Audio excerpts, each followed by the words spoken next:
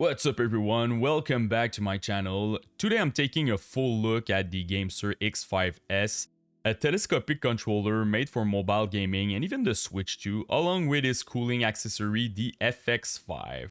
The controller sells for about 49 USD dollar and the FX5 for about 39 USD dollar, putting in the mid-range category, but is it really worth it? Let's break it down. Inside of the X5S box, you get the controller itself, a USB-C cable, and a small magnetic tool to remove the swappable buttons. The package is simple but well presented, and also you have a plastic case that's coming with it. The design is telescopic, so it's stretched to fit most phones and even small tablet like the iPad mini. At around 174 a gram, it's pretty light compared to bigger models like the GameSir G8 Plus, which goes over 300 grams. Visually, it looks similar to the other controllers on the market, but it's clear that GameSir made improvement compared to the X5 Lite. For the price, the build quality is decent. You get solid plastic, texture grips, and clean finished. Of course, it's not the premium level of something like the G8 Plus, but it still feels well thought out for the price. The weak point is the D-pad. It's the same as on the X5 Lite. It's a bit mushy, not very precise, and not ideal for retro games. For the feature, the X5S actually packs a lot of feature for its price.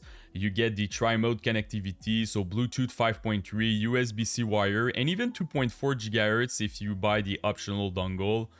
All effect stick and triggers, more precise, no drift, and much longer lifespans. And also you can customize a lot of stuff with their app.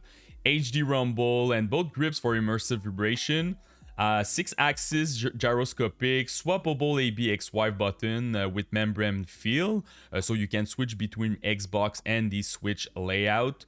Turbo mode for rapid fire gaming, and also it works with a lot of different phones. You can go between 105mm to 213mm wide, so even large devices fit without any issue.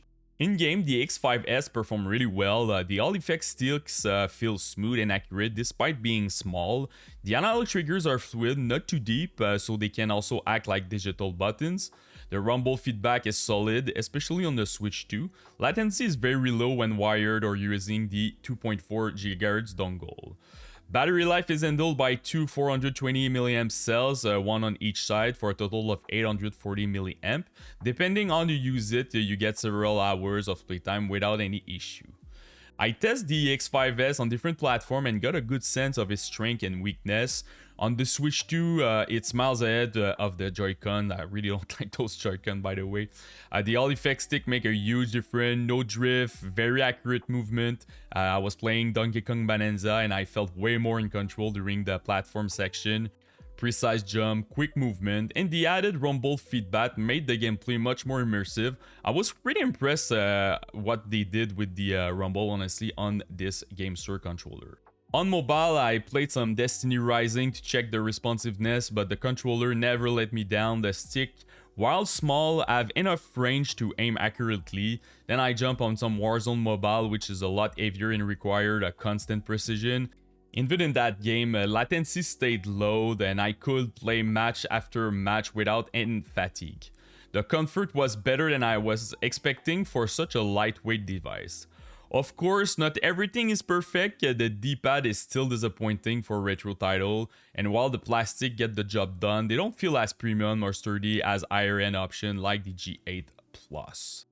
For the FX5 cooler, it's an add-on cooler made to pair with the X5S. You attach it directly to the controller with your phone in place, and once it's running, the metal plate gets very cold, pulling it away from the device. The fan does a good job of lowering the phone temperature during long session, especially in heavy game like Warzone, but the design has a trade-off. The built-in battery partly blocks the fan exhaust, limiting airflow.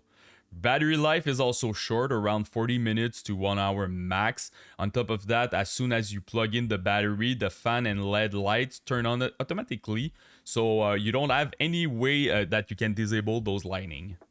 Another downside is that the fan speed and light control are fused into one single button, which makes adjustment less convenient. The FX5 sells separately for about 39 USD dollar.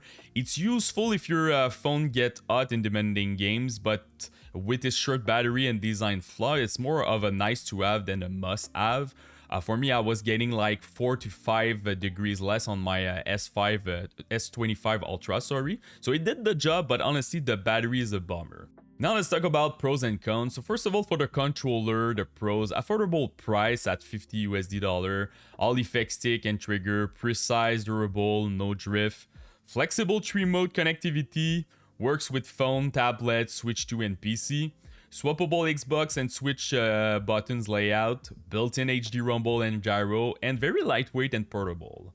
For the cons, weak D-pad, unchanged from the X5 Lite. Plastic feels very average, so no premium. The FX5 cooler has a very short battery life, and also the Xbox partially blocked by its own battery, and no way to turn off the LED lights on the FX5. So to conclude, do I recommend the X5S and its FX5 cooler? For about $50, the X5S is one of the best telescopic controller in this price range. It includes features you normally only find on more expensive model: the all effect stick, multiple connectivity option, gyro, HD rumble, swappable layout. Honestly, this controller is amazing. For me, it's a 9.3 on 10. I really enjoy to use it. For the FX5 controller, it's more of an optional extra. It helps if you play games that really eat up your phone, but with its short battery and design flaws, it's far from essential, if I can say. For me, it's a 7.5 on 10. It does the job. It's really performant, honestly, but you can't use it for a long period of time. So overall, if you're looking for an affordable, precise, and versatile controller for mobile gaming or Switch 2, the GameSir X5S is definitely worth considering. If you have any question about the cooler or the controller itself, just comment in the YouTube section. I will try to help you the best that I can. And don't forget to subscribe to the channel. Peace.